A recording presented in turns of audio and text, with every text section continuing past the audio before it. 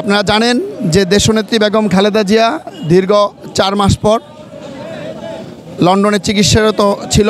সেখান থেকে আজকে সুযোগকে মিথ্যা প্রমাণিত করে দেশনেত্রী বেগম খালেদা জিয়া আবার দেশে ফিরে আসছেন।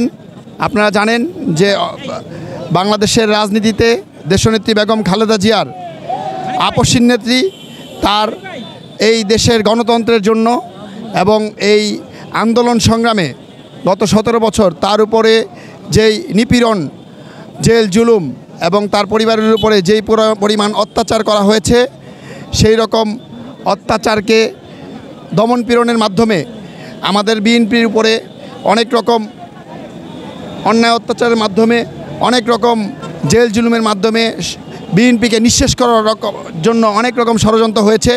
সকল ষড়যন্ত্র মোকাবেলা করে দেশনেত্রী বেগম খালেদা জিয়া বাংলাদেশ জাতীয়তাবাদী দল আজ সবচেয়ে জনপ্রিয় দল হিসেবে বাংলাদেশের আবির্ভূত হয়েছে।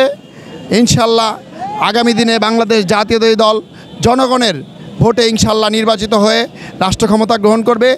আজকে আপনারা দেখছেন যে এয়ারপোর্ট থেকে গুলশান পর্যন্ত সারা ঢাকা শহরের মানুষ নেত্রীকে অভ্যর্থনা জানানোর জন্য নেমে এসেছে রাজপথে।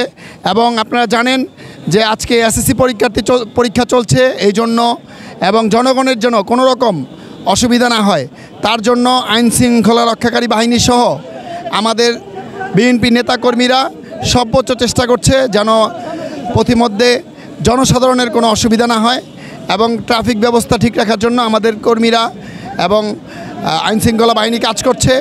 দেশনেত্রী বেগম খালেদা জিয়া অলরেডি এয়ারপোর্টে চলে এসেছে।